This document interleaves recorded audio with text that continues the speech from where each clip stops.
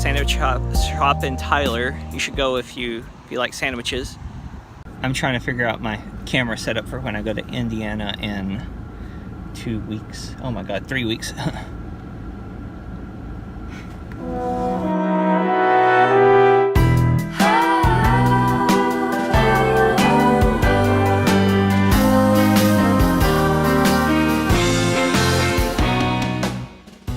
That is my awesome new opening theme song from the geniuses at handmademusic.net.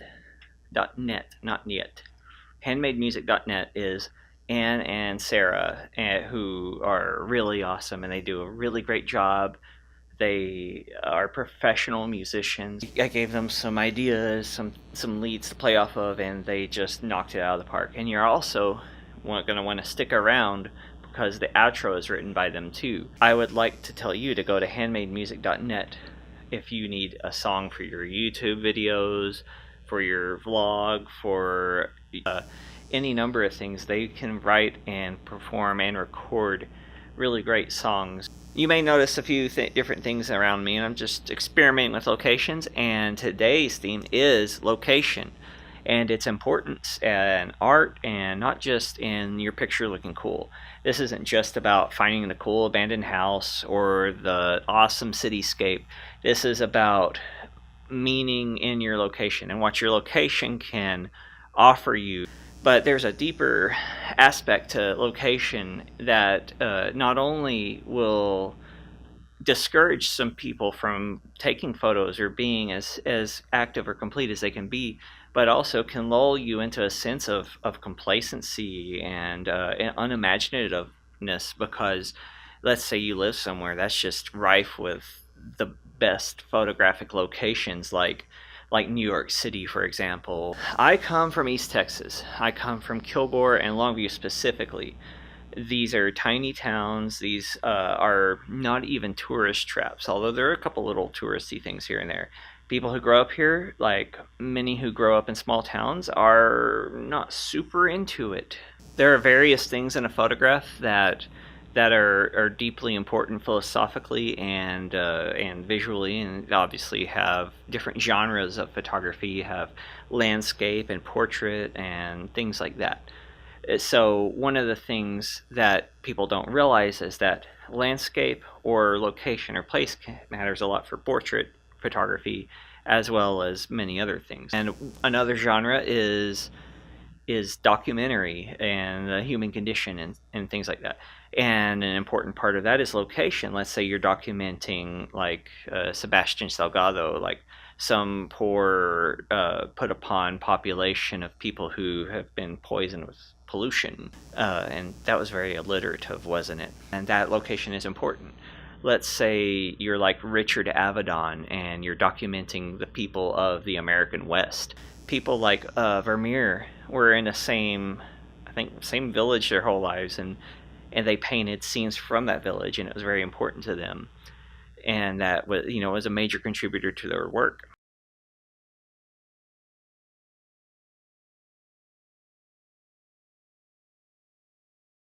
The house is our first universe, and by extension, I like to think that our hometown is deeper than that. So, like, let's say our house is our first planet, our neighborhood is our first galaxy, our city is our first universe.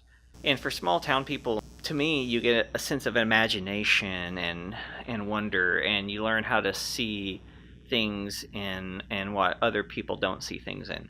You get a feel for it. But when I started, I was the same. It's like, I don't live in a city. I don't have all the city stuff. But the more I looked at it, the more I examined artists and looked at other artists. And this is why looking at other artists and reading books, why it's so important that these people will tell you why. And we're going to look at some books real quick. And we're going to do this regularly. And we're going to see what some other artists do. And it's going to give us an idea of what you can do. The first one we're going to look at is Tom Hunter and his book, The Way Home. Tom Hunter is a photographer from London who noticed his home area, the Hackney Borough, I think, in London. I'm from Texas, excuse me. But he noticed Hackney was undergoing changes from gentrification and other things like that, I believe sometime in the 80s and 90s, and he made some works that referred to classic paintings in response to these changes. This book is by Clarence John Laughlin. He was from New Orleans, and his work also was heavily influenced by New Orleans. He documented houses and stuff. These phantasmagorical photos were taken in the 1940s, I believe, and he used techniques such as double exposure and things that you just wouldn't expect photographers to make use of in the 40s. And you'll see echoes of this in modern photography, really. And this is particularly wonderful stuff. And his work, again, was heavily influenced by his region. These are some of my particular favorites. He also wrote wonderfully long captions for these, which unfortunately don't make much of an appearance in this book. But there are several books, and there's this great documentary that's on YouTube that I'm just going to go ahead and link, and hopefully it won't get pulled one day, but I'm going to link it in the description. You should definitely check it out. The dude was very interesting. On a quick note, this is an issue of Aperture magazine, actually, called Our Town, and it's full of a bunch of various artists and essays and things like that, and a lot of it talks about home areas and hometowns and their influence and the topics photographers cover in that. There's also a little thing written by David Byrne, I believe, of the Talking Heads. So that's pretty cool. And this one's by Philip Lorca de Corsia, one of my favorite photographers we will talk about in the future. Anyway, I don't want to go too in depth on this one, but it's worth a look.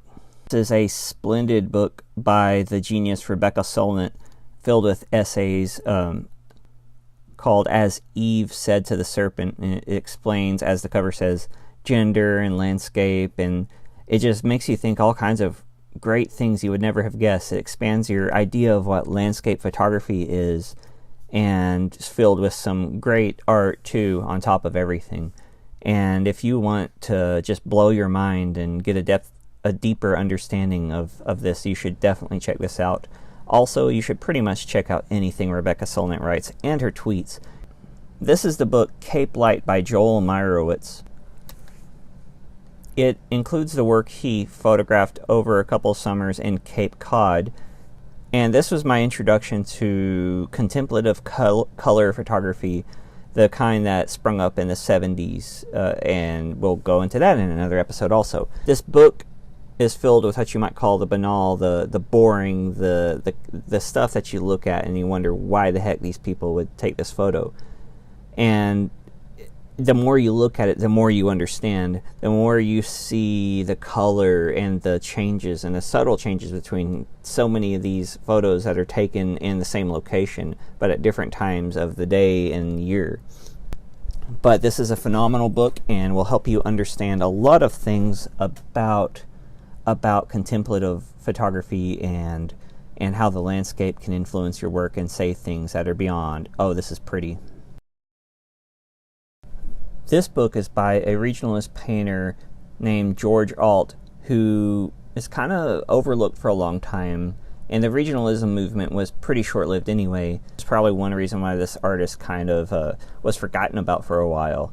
So this is a book / essay, and it talks about, for this, because there's another great video that I'm going to link that you should definitely watch about this book. But he was he committed suicide. He was disturbed and depressed and things like that. But the way it comes out in his work is really interesting. There's this scene that repeats through the book, and this, you can see the connection to Cape Light on this. These dark scenes of these corners and barns and stuff.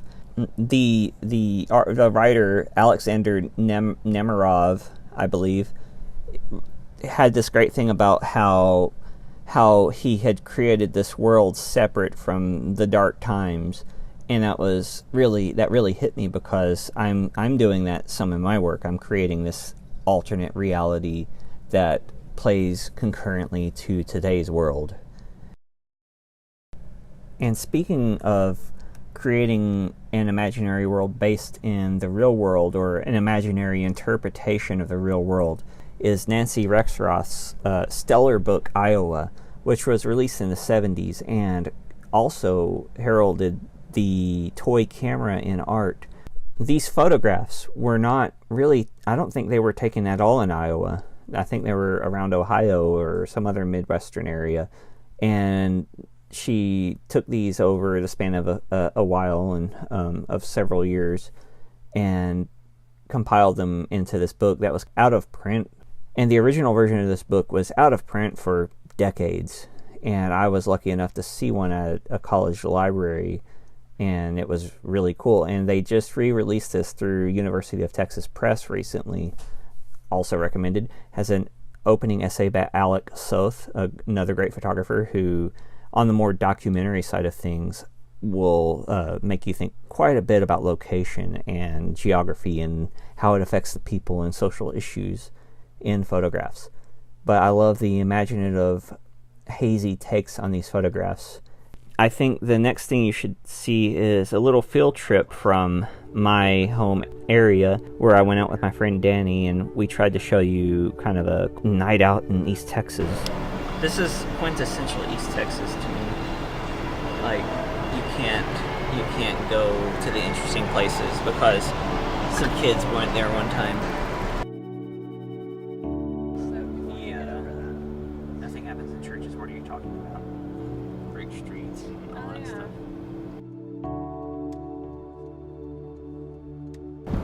But to me, this is like part of the East Texas experience, just kind of like aimlessly wandering because there's nowhere to go. Oh, totally. Like, you just drive around for... Yeah, I remember being in high school and like... If she got photos of it or something. So, there's an address on it? Yeah. Or is that when it was built?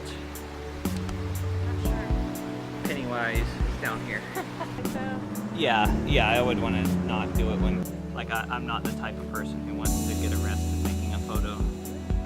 But it's so East Texas because, like, you have to make something out of nothing. Oh, she could have gotten it when that Trump stuff was going. During that ice storm, Sarah and I were just like watching people like skid around. So this area, like, Tyler has a huge homeless population. There's a Greyhound station here. But since there's a Greyhound station, there's a big homeless population. And there's a church that its members painted these like really cool murals. This is one of my favorites. This pillar here specifically. I just think it's rad.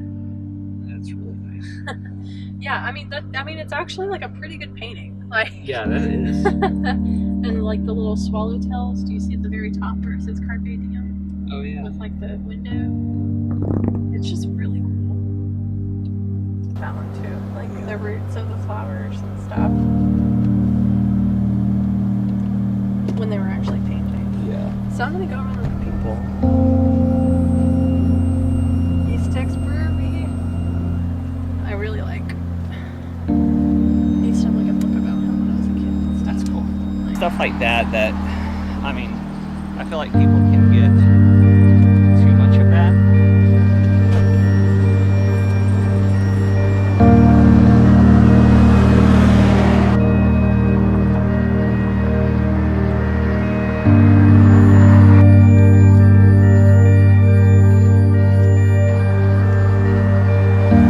I guess this is what they mean when they talk about how you have to overcome your fear of public vlogging.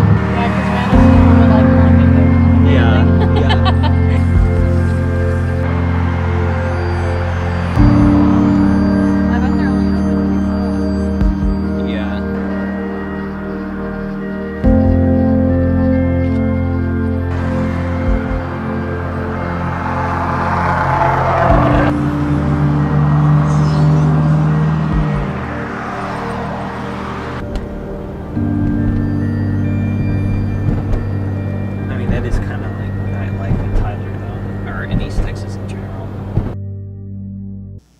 as usual, if you like what you see, don't forget to click like, and especially don't forget to subscribe and hit notifications if you'd like to know when I release new videos. I'm trying to go all in on this thing, and your support means the world to me. And I would also like to thank all the people who said really kind things and supportive things, and who were very concerned and grateful after my incident with the deer last weekend, like just a few days ago, which is why this video is semi-delayed. I'm okay. Got that little nick, but it's like a scratch now. It's from the airbag, and I recommend strongly that you wear your seatbelts. And please comment. I really want to hear from you. I want to talk to you. I want to dialogue.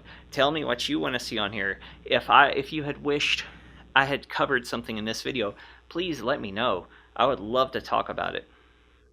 So, until next time, this is Camera and Sakura, and I will be back next week, hopefully without any other unfortunate delays. And here is that super cool outro from handmademusic.net, Sarah and Ann and Sarah. Yeah, rock on and have a great night. Watch out for deer.